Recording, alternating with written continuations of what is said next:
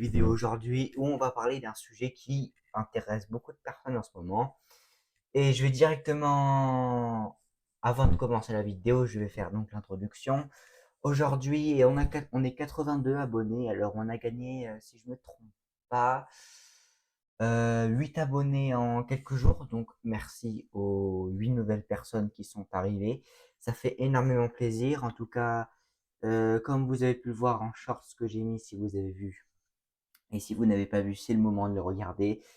C'est des nouveautés et aussi le système de vigilance, bien évidemment.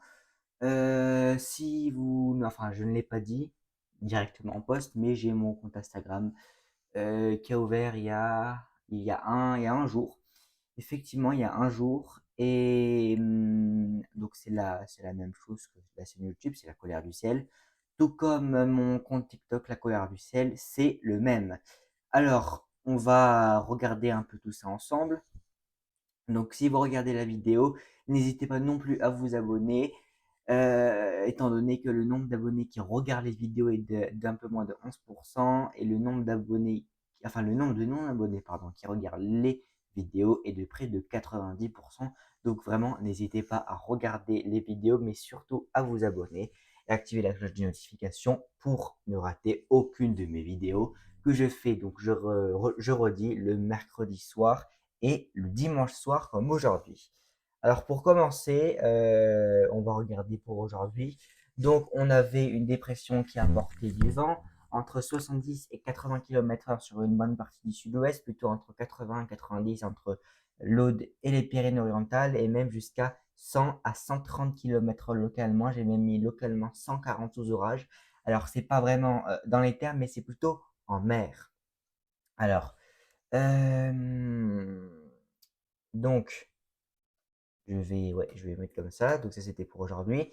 La neige aussi est tombée donc sur les Alpes, le Massif central, ainsi que les Pyrénées. On a eu aussi dans les Pyrénées jusqu'à 80 cm de neige localement, 30 cm sur le Massif central, 50 cm sur le Mercantour, 40 cm sur la région des Grisons et jusqu'à 15 cm sur le Jura. Donc c'était les prévisions pour aujourd'hui.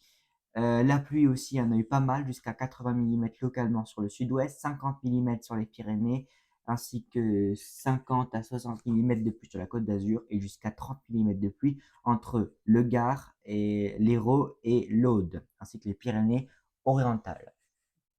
Ensuite, la carte de vigilance pour aujourd'hui, c'était celle-ci, avec toujours l'alerte orange crue qui est toujours maintenue par Météo France sur le Morbihan, l'Ille-et-Vilaine et le Finistère. Une alerte jaune pour vent violent entre le sud-ouest et le sud de la France, entre l'Aude et les Pyrénées-Orientales, je précise. Et la pluie sur l'ensemble du sud, avec des orages de la Manche jusqu'à la Côte d'Azur pratiquement, ainsi que la Corse et aussi le sud-ouest. De la neige toujours sur l'ensemble des massifs. Et attention aux avalanches qui pourraient se produire. Donc l'indice de confiance est de 80% et l'indice de violence de tous ces éléments est de 25%. Alors c'est un indice en moyenne, c'est-à-dire que en Bretagne, vous allez plutôt avoir un indice de 40%, alors que dans le sud-ouest, vous aurez plutôt un indice de 20 à 30%, et par exemple, dans le Jura, vous aurez un indice seulement de 5%. Alors donc aujourd'hui, on a une dépression qui va apporter beaucoup de vent et de pluie, des orages ainsi que de la neige sur les reliefs. 80 mm de pluie sont attendus localement sur le sud-ouest et plus modérément entre la Côte d'Azur, la Corse du Sud et les Pyrénées, avec près de 60 mm de pluie localement. Des vagues sont aussi attendues sur ces régions, mais de la neige va continuer à tomber sur les Alpes de 5 à 20 cm et localement 30 cm sur le Mercantour. Alors j'ai oublié de préciser que c'était 50 cm, j'ai dû faire une erreur sûrement. Bref, c'est pas grave. Et près de 80 sur les Pyrénées et même de 5 à 15 cm sur le Massif central. Et même, comme j'ai dit, enfin comme je vais le dire, jusqu'à 50 cm de neige sur le massif de la Montagne Noire. En tout cas, n'hésitez pas à vous abonner et à partager la vidéo, parce que si vous êtes sur cette chaîne, c'est que ça vous a intéressé. Donc c'est juste en dessous de la vidéo. Et il y a bien sûr effectivement des nouveautés. Et bien sûr, c'est par rapport à la vigilance pour pas changer. Alors, pour pas changer, je veux dire pour pas changer, mais voilà. Donc, on a une nouvelle alerte, l'alerte pour les tornades que j'ai mis en place aujourd'hui même. J'avais déjà l'idée depuis quelques temps. Je ne sais pas si d'autres personnes l'ont fait, je ne pense pas. Donc on a l'alerte tornade donc ça c'est plutôt pour l'été. Alors elle n'est pas déclenchable l'hiver. Pourquoi? Alors sauf en cas de tempête bien sûr, parce que des fois les tempêtes comme la tempête Karan, la tempête de 99, ça a produit des tornades parfois très fortes jusqu'à EF5 en 99 dans la baie du Mont-Saint-Michel, je crois bien. Donc c'est dans le Bocage normalement, je sais plus, bref. Et effectivement, on a de plus en plus de tornades en France. Déjà, dû au changement du climat, parce que bah, c'est la vie, hein, c'est la Terre qui est comme ça. Comme je vous ai dit, bah, c'est la Terre qui est comme ça. Il n'y a pas une question de réchauffement climatique, c'est juste la Terre qui réagit de la sorte. Bon, après, c'est mon opinion, bref, c'est pas le moment. Euh, et étant donné que les orages sont de plus en plus forts l'été à cause de ces canicules extrêmes, enfin extrêmes, non pas extrêmes, mais des fortes canicules avec des températures parfois extrêmes sur certaines régions plutôt. Ensuite, j'ai mis l'alerte. Alors, il y aura trois alertes en termes neige verglas. Donc, on aura l'alerte simple pour le verglas. Donc, tout ce qui est pluie verglaçante, pardon. On a aussi, quelle alerte? Pas, on a par rapport au brouillard givrant. Mais on a aussi l'alerte pour la neige. Donc, par exemple, la neige, voilà, la neige. Mais on a aussi l'alerte neige verglas. C'est-à-dire si vous pouvez avoir du verglas, mais aussi de la neige. Donc c'est pas pareil, vous voyez. Et bien évidemment, la mise en place de la prévision pour l'alerte vague submersion. Alors oui, c'est super important. Pourquoi? Ben parce que il faut prévoir. Et bon, je vais faire mon échelle d'alerte, hein. Il faut que j'en fasse pour plusieurs phénomènes. Ça va être un peu long, mais je vais essayer de le faire ce soir. Donc je promets rien, bien évidemment. Donc n'hésitez pas donc à vous abonner et à liker la vidéo. Non, pas liker, ben non, pas liker, il n'y a pas le like. Bref, mais à vous abonner en tout cas, c'est super important pour faire grandir cette chaîne parce que même si elle est petite, on va quand même démarrer de pratiquement rien du tout. Ah oui, clairement. Donc voilà, donc avant de commencer la vidéo, je vais vous expliquer de quoi on va parler aujourd'hui. Et c'est simple, comme bonjour, je vais y arriver. On va parler du split du vortex polaire. Alors avant de parler de ce split de vortex polaire, on va regarder rapidement la météo entre aujourd'hui, demain et après-demain. Alors on va regarder pour les rafales de vent, bien évidemment. Alors les rafales de vent, on annonce une perturbation qui va arriver sur la Bretagne qui va apporter du vent, qui est lié à qui est lié à une dépression plus tempétueuse sur le sud des îles Britanniques qui va remonter vers le nord. Donc cette dépression va apporter du vent, parfois fort, sur les côtes de la Manche et Atlantique, avec entre 60 et 80, localement 90 à 100 km/h sur les littoraux. Dans l'intérieur des terres, ce sera bien moins fort, entre 40 et 50 km/h, localement 60, voire 70 km/h. En termes de pluie, qu'est-ce que ça va donner en termes de pluie? Bon, en termes de pluie, je pense pas que ça va donner grand-chose. Si, quand même un peu, mais voilà. On aurait entre 2 et 7 mm de pluie, localement 10 à 15 sur les plus fortes cellules pluvieuses et localement orageuses. Après, en termes de neige, je crois qu'on aurait de la neige un peu sur le nord-est. Non, non, non, pas sur le nord-est, enfin, en Allemagne, oui. Donc, on aurait de la neige en Allemagne. Donc, Benelux, donc, comme vous savez, Pays-Bas, Belgique, Luxembourg.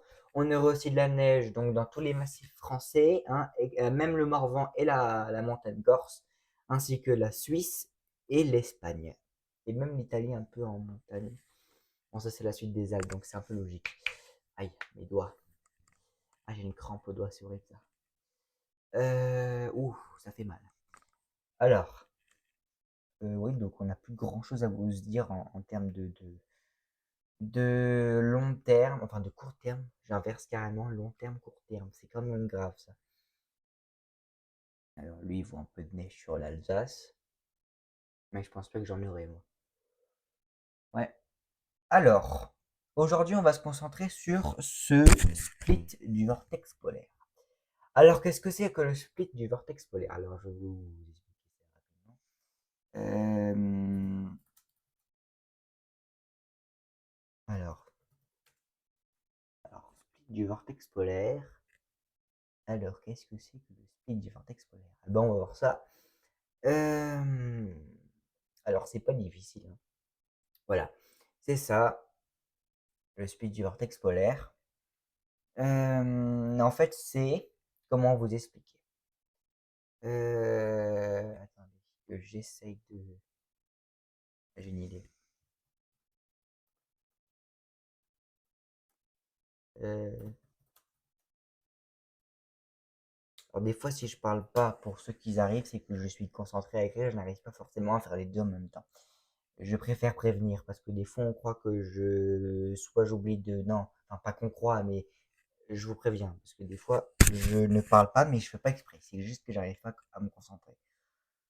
Donc, on peut lire qu'à chaque arrivée de l'hiver, des articles sur le vortex polaire plus ou moins fantasy, c'est pourquoi nous vous proposons aujourd'hui une explication détaillée du phénomène afin d'en savoir plus sur ce vortex polaire qui arrive chaque année à l'approche de l'hiver. Donc, comme chaque hiver, on a au-dessus du pôle Nord, comme je vous avais dit la dernière fois, un énorme tourbillon d'air glacé qui se met en mouvement. Alors, en général, il souffle d'ouest en est, mais parfois, il arrive qu'il souffle d'est en ouest, et c'est à ce moment-là qu'on risque d'avoir des descentes polaires. Alors d'ouest en est, c'est le classique zonal parce que le vortex polaire permet une stabilisation des centres d'action ainsi que du jet. Donc pour avoir par exemple des tempêtes, de la douceur, de la pluie ou des flux de sud-ouest, vous voyez. Mais par contre, quand on a un split du vortex polaire, c'est-à-dire qu'en fait on a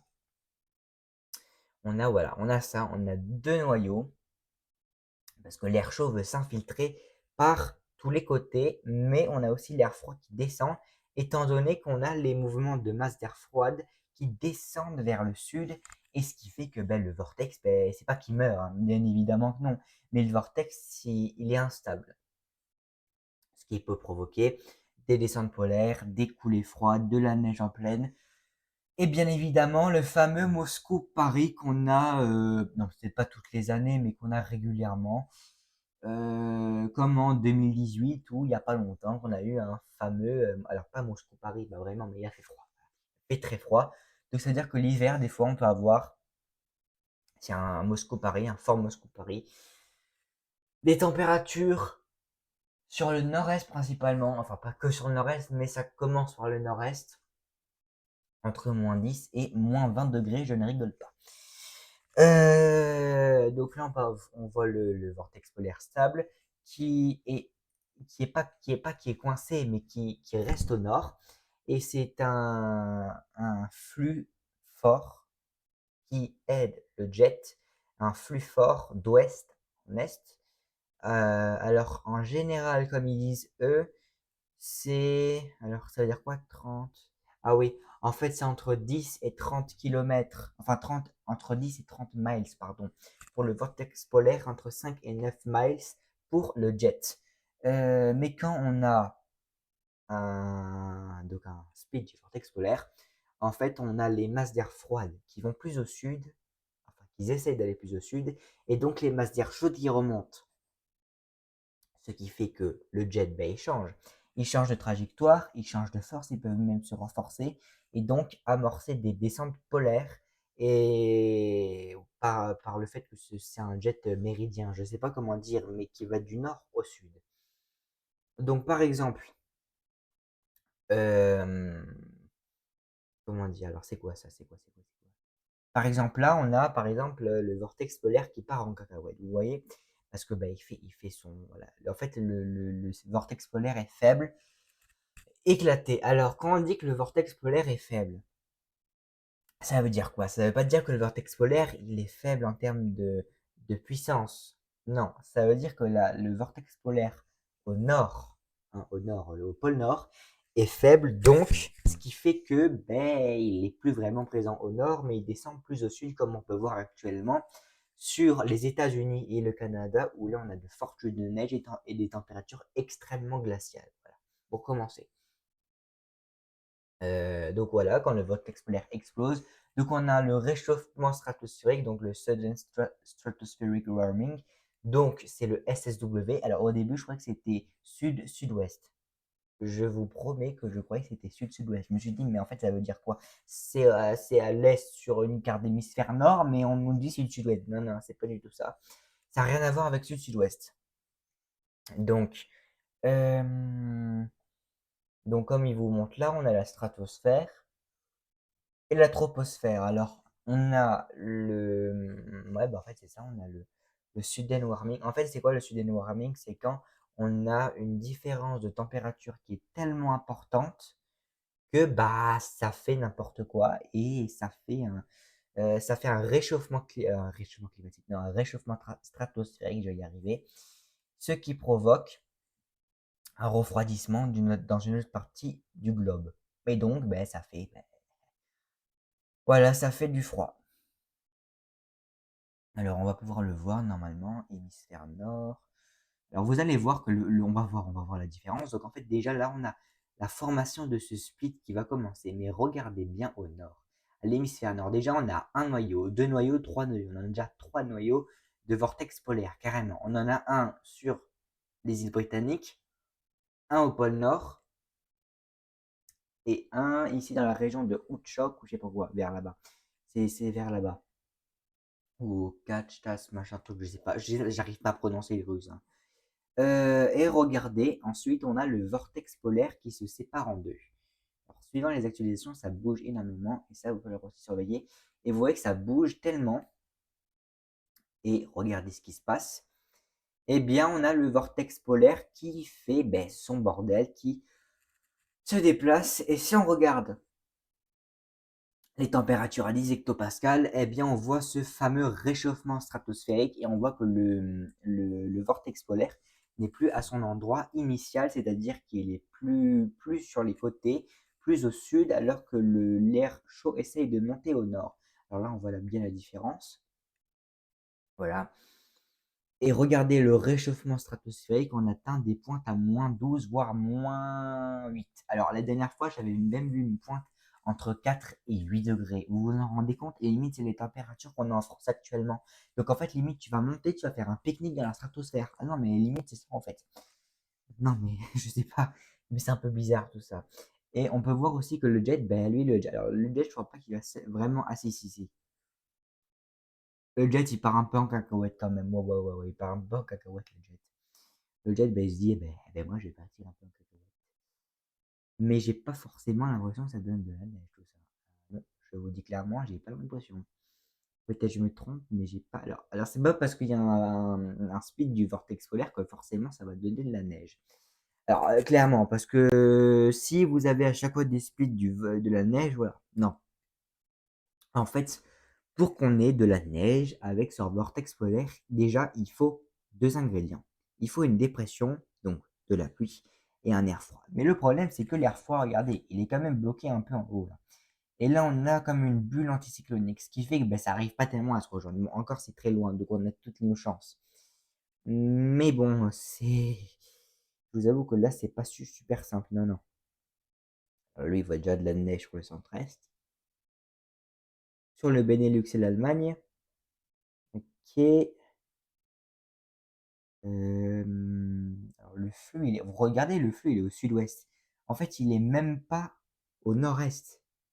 Vous voyez, donc déjà, à partir de ce moment-là, on peut pas vraiment avoir de la neige. Non, c'est pas tellement possible. Et vous voyez que même en altitude, l'air, il est pas super froid, hein. Non, non, il est pas vraiment froid. Il est pas super froid. Donc en fait, il va falloir surveiller ce fameux split du vortex polaire, parce que c'est lui qui pourrait être l'amorce donc de ces de ces coulées froides pourraient se mettre en place sur notre pays. Alors qu'est-ce qu'il dit GEM? Il nous voit une tempête GEM maintenant? Non mais c'est quoi ce bordel maintenant? GEM nous voit une tempête. Alors oui, effectivement, en parlant de tempête, c'est pas fini, hein. Alors non, je pense pas. Alors ceux pour 1, 2, 3, pour ceux qui ne savent pas, je préviens que limite j'ai un don pour prévoir les tempêtes. Non, je rigole, c'est faux. Enfin, je sais pas. Finalement, je sais pas. En fait, je dis ça pourquoi? Parce que quand j'étais petit, comme j'ai dit dans la dernière vidéo, quand j'étais petit, j'avais réussi, pardon, à prévoir la tempête Kiara, alors que je ne savais même pas ce que c'était une tempête. Pour vous dire, je ne savais pas ce que c'était une tempête. Donc je me suis un peu posé des questions et j'ai réussi à prévoir la tempête Goretti un mois à l'avance, je sais pas comment j'ai fait, et 2 semaines la trajectoire. Enfin, la trajectoire, oui et non. Enfin, plus ou moins. Il y a une erreur près de 100 km. Non, peut-être non. Si, de 100 km. Mais après, le cœur, il n'était pas sûr. Et j'ai préféré rester sur ma trajectoire. Voilà, c'est moi ça. Mais j'avais réussi aussi à prévoir la tempête Ingrid. Alors la trajectoire, pas du tout, hein, non, pas du tout la trajectoire. J'avais même pas mis de trajectoire. Mais la tempête Ingrid, j'avais réussi à la prévoir. Et je pense que là, je vais réussir à prévoir les prochaines tempêtes. Alors j'avais dit qu'il y aurait possiblement de la neige en début janvier. Effectivement, on pourrait avoir un risque probable de neige début janvier, mais c'est pas sûr du tout. Pourquoi? Attendez, s'il vous plaît, 2 secondes, parce que c'est quoi ce bordel qu'on nous voit là? Pas trop. Oui, il voit une tempête bizarre. Ok. Vous savez que ça sent bon la descente polaire. Oh punaise, ça, oui. Ça sent bon la descente polaire. Donc je disais. La descente polaire, on peut la voir. Mais il faut que déjà l'air froid soit bien plus au sud, parce que là, il n'est pas vraiment au sud. En plus de cela, il faut que on ait comme la dernière fois, vous vous en rappelez, avant qu'il y ait la tempête Francis. On avait une dépression qui s'était isolée ici et qui aurait pu ramener un conflit neigeux. Eh ben, en fait, on peut avoir la même situation parce qu'on a déjà une poche d'air froide sur le nord-est de l'Europe, mais alors on n'a pas vraiment de dépression sur le sud, mais si la dépression qui est là se décale un peu plus au sud, ou alors qu'elle aspire l'air froid, soit par l'est, soit par le nord-est, ça peut donner de la neige en pleine. Après, ça va encore dépendre parce qu'il y aura d'autres actualisations, ça va faire que de changer encore. Donc, faut pas être pressé, mais on pourrait avoir quelque chose, je pense, en termes de neige, qui pourrait être peut-être intéressant à voir. Ah, clairement, oui, oui, je suis sincère, je pense que ça peut être intéressant à voir. Mais il faut voir les prochaines actualisations. Ah, par contre, en Russie, ils sont en train de mourir sous le froid. J'aimerais pas être à leur place. Je déteste le froid. En fait, je préfère les tempêtes parce qu'après, il fait doux, vous voyez. Et j'aime pas le froid parce que si je sors dehors avec le froid, je peux tomber très très vite malade. Qui aime être malade, quoi? Pas moi, en tout cas. Alors attendez. Vous voyez que là, on peut avoir une. Là, pardon. Ici, là, on peut avoir un conflit neigeux, mais vu qu'il fait pas assez froid. Ouais, vous voyez, il fait 8 degrés. Il fait presque 8 degrés. On peut pas avoir un conflit neigeux dans ces conditions-là. Mais ça, c'est, je pense, aussi dû au fait qu'on a un réchauffement stratosphérique. Parce que vous savez qu'en 2018, on avait la partie froide qui était ici, donc sur la France, avec moins 87 degrés à 500 hectopascales, et la partie chaude qui était ici, hein. Donc on était vraiment entre deux masses d'air.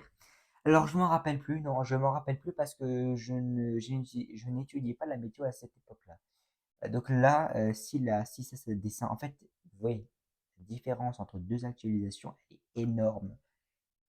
En fait, elle est énorme déjà faite, en fait, due au fait qu'on a des extrêmes de température. Rien que là, donc déjà là, ben c'est pas bon en fait. Non, c'est pas bon du tout. Attendez, 342 heures. Ah, en fait, ça marche pas comme. Ça marche pas pareil quand même le vortex polaire et le jet. Ah non, pas du tout. Non, mais c'est intéressant à voir parce que ça pilote en fait. Punaise, on dirait, limite, je sais pas comment on dirait, mais alors je sais pas s'il y en a qui connaissent le jeu solitaire. Alors pas le jeu des cartes. Attendez. Alors attendez, je vais vous montrer à quoi ça ressemble. Euh, non, c'est pas ça. Punaise, on est en train de. Euh, attendez. Parce qu'en fait, j'avais déjà joué à ça. Ah, voilà, en fait, c'est ça. C'est ça. Je trouve que ça, franchement, ça ressemble un peu à ça avec les noyaux là. Et je trouve quand même que ça ressemble à ça. Alors j'aime trop ce jeu personnellement, c'est trop bien. Voilà, c'était juste une anecdote que je voulais dire, mais j'aime bien ce jeu. Et ça m'a fait penser à ça la première fois que je l'ai vu, je me suis dit: «Bah, tiens, ça fait me penser à quelque chose ça». Alors pourquoi des fois je parle un peu de tout et de rien? Parce qu'en fait actuellement je peux pas dire forcément grand chose par rapport à ce qui pourrait se passer. Déjà parce que c'est trop loin, mais on peut essayer de voir un truc, c'est, la suite quelque part. Alors on va regarder un peu les éléments qui pourraient amorcer la descente polaire. On a déjà le fluide ouest bizarre. Alors attendez, faut voir si on est en NAO. Et ouais, alors lui, il voit, une descente vers la Nao-, ça remonte un peu vers la Nao+, et ça redescend doucement vers la Nao-. Donc on est en ce moment dans une période de Nao-, effectivement. Punaise, en ce moment, on a plus de Nao- que de Nao+. Ah non, mais clairement, c'est ouf. Après, j'aime pas trop les Nao-, je vous avoue. J'aime pas tellement, c'est un peu chiant. Parce qu'il y a pas grand-chose d'actif. Oui, là, c'est possible qu'on ait un truc. Heu Allez, mais punaise. Ah, vous voyez que là, il y a un conflit neigeux juste ici.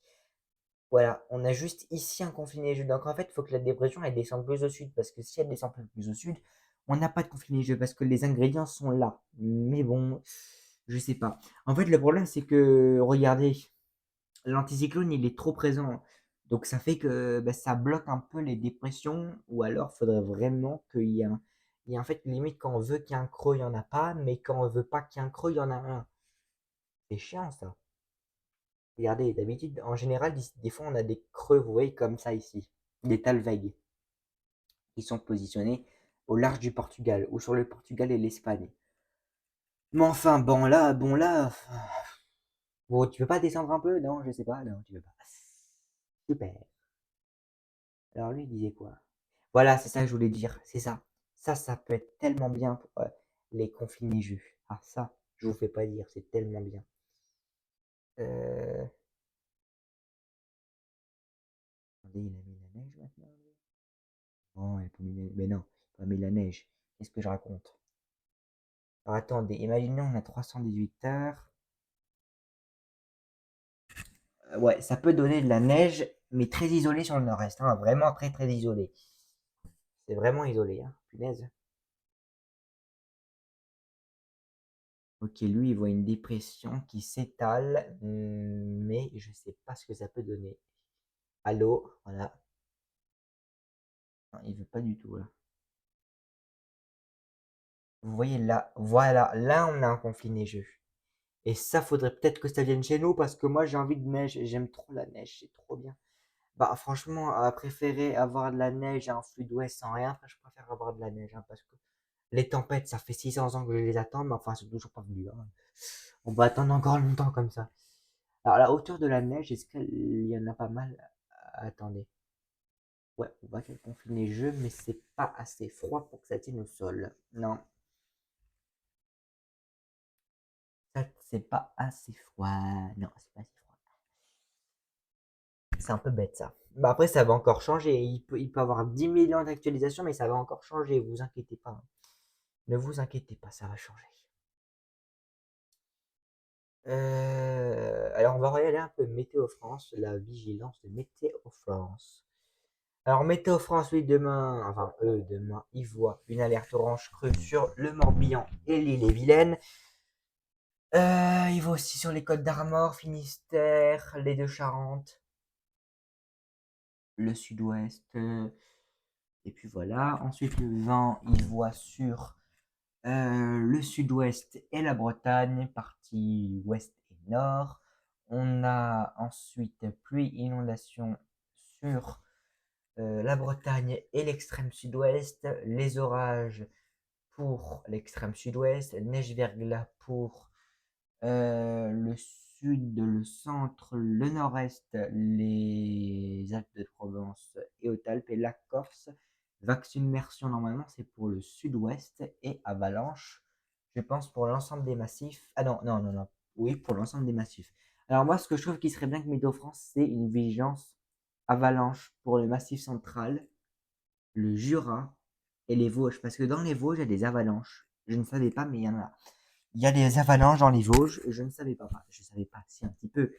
Mais j'étais J'étais pas en mode ah ouais, je savais pas. Vous voyez, genre je pensais pas qu'on avait quoi. Non. Attendez. Mais en fait, vraiment, comme je vous ai dit, il faut qu'il y ait par ici, il faut qu'il y ait vraiment. Ouais, mais en fait, ça, c'est un. Comment on dit ça? C'est ben, un conflit de masse d'air, en fait. Il faut qu'il y ait un conflit de masse d'air pour qu'il y ait donc c'est ce conflit neigeux. Bon, vous voyez, là, il y a le conflit neigeux, il est bien positionné au nord. Par contre, j'ai l'impression qu'il est un peu descendu, le coquin. Bah, j'ai l'impression. Il a dû un peu redescendre au sud, hein, parce que par rapport à ce matin, j'ai quand même l'impression qu'il est plus au sud que prévu. Attendez. Ouais, il est plus au sud, mais il est moins intense. Ah, ça doit être à cause de la dépression, ça. Sûrement. Regardez. Ouais, ça doit être à cause de la dépression. Attendez. Ouais, c'est la dépression qui fait ça. Donc, en conclusion, qu'est-ce que je pourrais dire? Eh bien, en conclusion, il faut surveiller le risque, encore peut-être un petit peu de tempête, qui pourrait se profiler sur peut-être l'Espagne et le Portugal. Je l'ai pas dit, mais l'Espagne et le Portugal, et peut-être, comme GEM l'a dit, sur la Bretagne et l'Ouest. En termes de neige, on pourrait avoir un conflit de masse d'air peut-être d'ici la moitié du mois de février avec de la neige. Alors le problème, c'est qu'on ne sait pas où parce que c'est beaucoup trop tôt. Déjà, il faut savoir où le split aura lieu et aussi où les deux noyaux, enfin le noyau qui nous concerne se dirigera. Est-ce qu'il se dirigera plutôt vers le nord de l'Europe ou plutôt vers chez nous? Et aussi, il faut savoir si on a plutôt des températures froides qui seront isolées sur le nord et le nord-est de l'Europe ou qui descendraient du nord-est au sud-ouest de l'Europe par un flux de nord-est, hein, donc du Moscou-Paris. Et si on aurait des dépressions qui pourraient créer de la pluie et donc des conflits de masse d'air pour donner de la neige. En tout cas, j'espère que cette vidéo vous aura plu. N'hésitez pas à vous abonner, à liker et à partager la vidéo. Non, pas liker, il n'y a pas. Pourquoi je dis liker, il n'y a pas liker. Euh, Après, en termes d'alerte, là, il n'y a pas vraiment d'alerte. En tout cas, vous inquiétez pas. Toujours être prudent pour le sud-ouest et le sud de la France et la Bretagne. En tout cas, j'espère que cette vidéo vous aura plu. N'hésitez pas à vous abonner si vous n'y êtes pas encore abonné. C'était La Colère du Ciel. Moi, je vous souhaite une super bonne soirée et une bonne semaine. Et on se dit à mercredi. Ciao!